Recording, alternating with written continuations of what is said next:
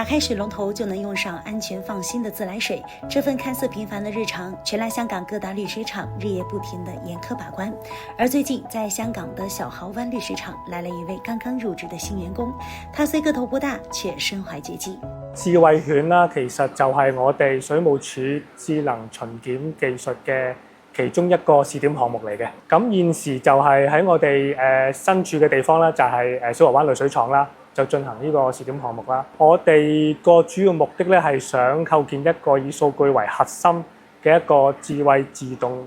巡檢嘅模式咧，去配合翻我哋日常水務署水廠嘅一個巡查嘅工作嘅。白色呢一個咧就係一個雙光雲台，咁佢有一個紅外線嘅鏡頭咧，就係當佢幫我哋喺巡檢嘅期間咧喺水廠咧去監測一啲設備，就透過熱成像呢啲影像咧拍攝咧，就睇下設備會唔會過熱啦，或者會監測下環境會唔會有啲過熱嘅有啲火種啊，或者一啲不正常嘅一啲環境嘅情況。前面配置咗一個高清嘅鏡頭啦。咁喺巡檢嘅過程亦都會拍攝一啲影像咧，翻嚟傳輸翻去我哋嗰個控制台咧，做一啲分析嘅。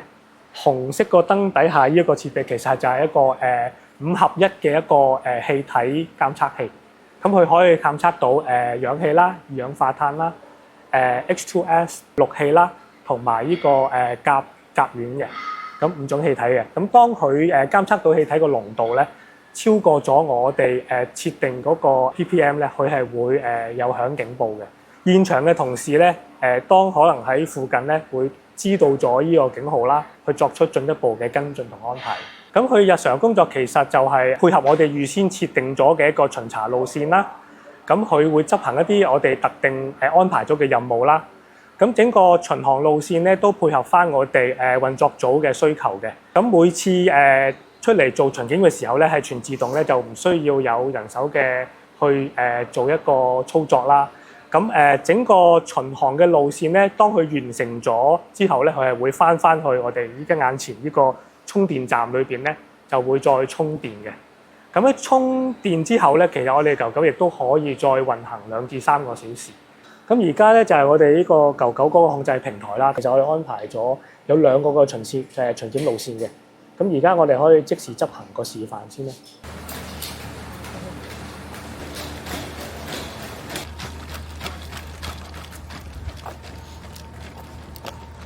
譬如呢啲救生圈啦，咁平時正常咧都會放喺呢個地方嘅。咁如果佢見到譬如呢個救生圈咧，同平時個位置唔同咧，佢亦都會將呢個信息咧傳輸翻去我哋個控制台裏邊。見到整個巡檢嘅過程咧，完全冇人手操作嘅，咁係完全係全自動去導航去執行嗰個巡檢個任務嘅。香港水務署電機工程師關百安告訴香港中通社記者，隨着市民用水需求越來越大，濾水廠的擴建給前線同事帶來了愈加沉重的運營壓力。目前智慧犬的高效率巡查，也讓同事們有更多的精力處理更加重要的任務。例如水廠你都見到其實一路擴建啦，咁個範圍越嚟越大，運作個複雜程度咧越嚟越多，即係越嚟越大啦都。咁利用機械人可以協助到我哋嘅前線同事咧，去執行一啲比較頻常同埋每日都要做嘅一啲工作啦，重複性嘅一啲巡檢工作啦。咁嗰部分就可以減輕咗我哋前線同事騰空咗啲時間咧，可以出嚟做其他即係運作上邊嘅更緊要嘅工作。7月19號，香港筲箕灣區內一條舊水管爆裂，周邊多處用戶從早上開始停水，近1萬戶受影響。水務署署長黃恩諾表示，因為此次情況的檢查較為困難，所以維修同事使用機械人以及噪聲記錄儀幫助進行判斷。署長口中前來幫助的機器人，就是水務署招聘的另一位高手——智管探。2018年，面對日益增多的爆湖事件，香港特區政府定下目標，要在2030年前將水管的滲透率降至10%以下。但香港地勢多山，地下超過8400公里的管道有9曲13彎，僅靠人工巡查很難高效完成。而這些困難就是智管探的舒適區。機械人咧就配備咗一個聲納嘅一個儀器同埋一個高清嘅鏡頭。咁可以咧喺個水管裏邊咧係可以幫我哋去收集到一啲漏水嘅聲音啦，同埋就係可以有個高清嘅鏡頭可以拍攝到嗰個水管內部嘅情況。舊年嘅8月咧，濾水廠運作嘅同事咧就發現咗我哋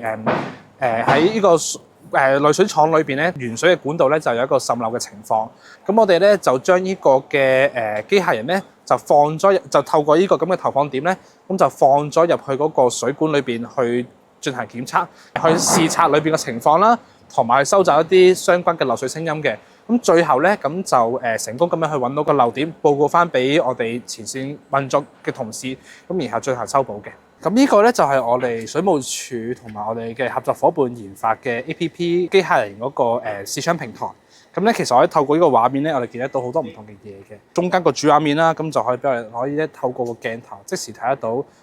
嗰個管道內壁嘅情況嘅。咁下邊咧就係有3個嘅唔同嘅頻譜啦，咁咧就可以俾我哋咧係收集一啲聲音嘅數據同埋反映翻聲音數據。如果佢裏邊有漏水嘅話咧，咁裏邊咧就可能會有啲特別嘅聲音，咁呢啲聲音咧就可以透過我哋個機械人咧採集到，咁去反映翻喺我哋呢個畫面裏邊，咁啊從而再加以分析或者去尋找一個漏點嘅。香港水務署的同事告訴記者，不論是智管碳還是智慧犬，都是依託香港設計和內地強大的供應鏈與成熟的機器人製造體系，將概念迅速、低成本、高效率地轉化為實物。通過兩地產學研的深度融合，加速了香港水務向智能化轉型。咁我哋水務署咧就喺舊年嘅9月就成立咗一個管道機械人聯合實驗室，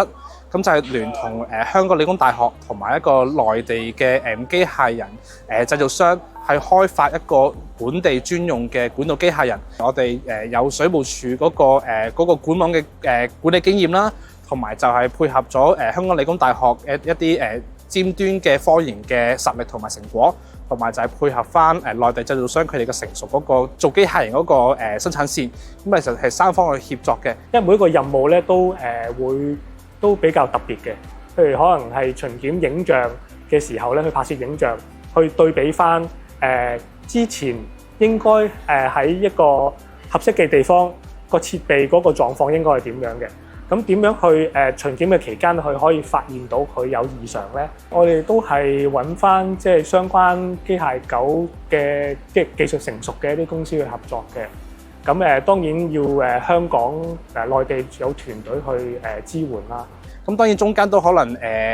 都會有一啲唔同嘅挑戰嘅。咁可能我哋都要就住我哋香港嗰個管網嘅獨特性，我都提出一啲要求，比較可能多9曲13彎嘅或者高水壓嘅。咁我哋咧呢啲咧都可能要去同我哋嘅內地嘅製造商去討論，去睇下點樣可以去改善嗰個機械人，去提高佢嗰個運作嘅能力，同埋就係睇下佢點樣可以應付到香港嗰個多彎同埋高水壓或者多唔同類型嘅管材嘅情況。